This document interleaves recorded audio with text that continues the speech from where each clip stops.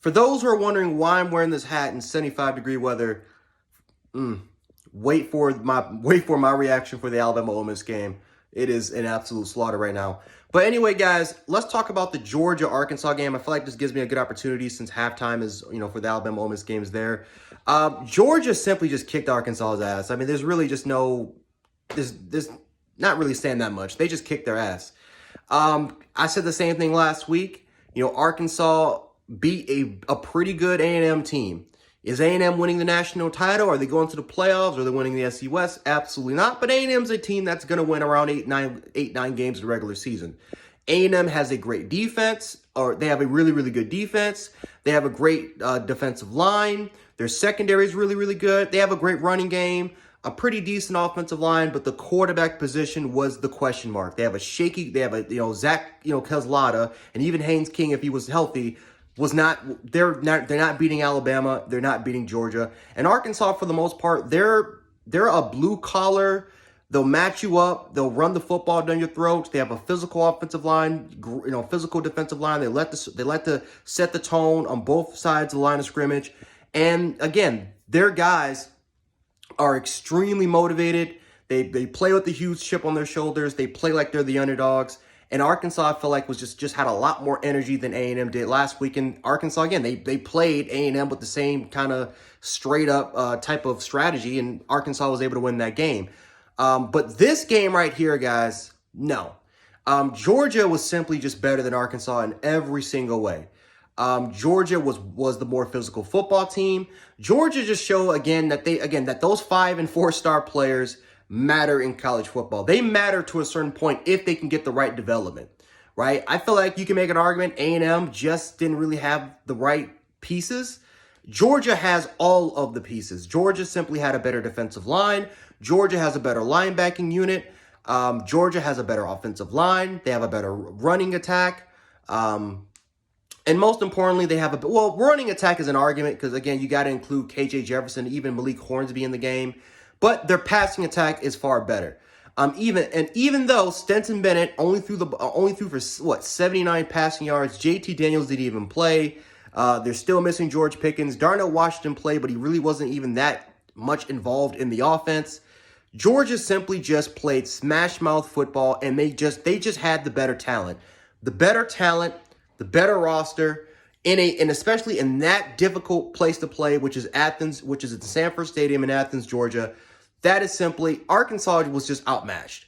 It didn't really help for Arkansas either that you had a crap ton of penalties, especially what they did in the first half, tons of false starts, illegal formations. For some reason they had offensive linemen down the field, and that was caught at least 3 or 4 times this game. They had holding calls on both the offensive side and the defensive side of the ball, pass interference calls. I mean, Arkansas was just, when I tell you they lost in every single facet, they lost in almost every single facet of this game. They lost the penalty battle. They lost the turnover battle. They lost everywhere.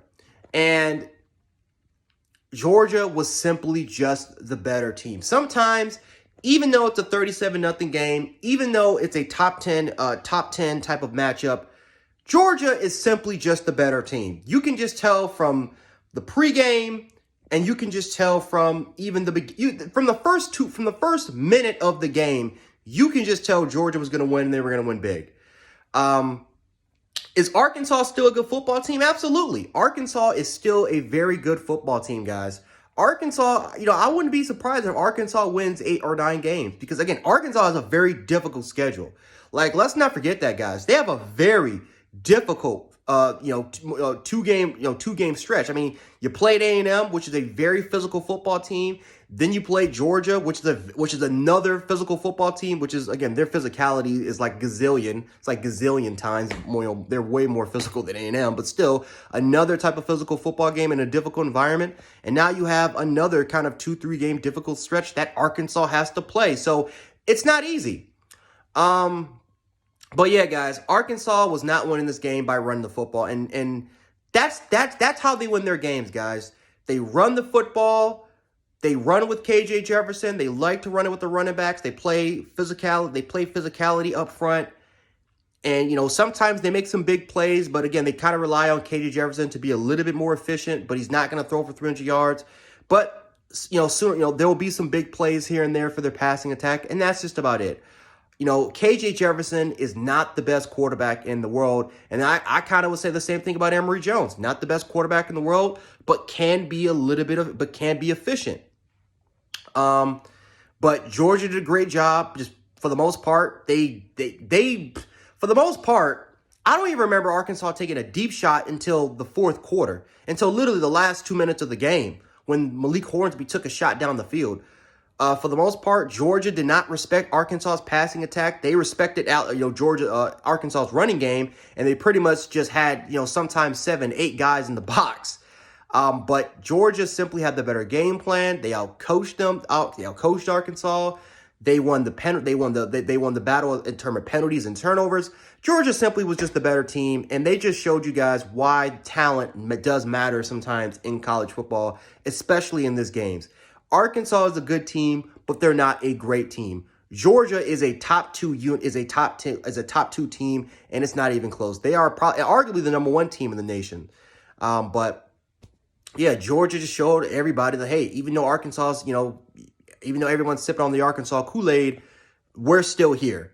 We're still possibly the number 2 or number 1 team in the nation. We're still a dominant team. People should be talking about how good we truly are. And we don't even have JT, our starting quarterback, playing today, and some of our best players not even playing today. So, Georgia, huge props to you guys. Arkansas, even though you guys lost 37-0, you guys still are a good team.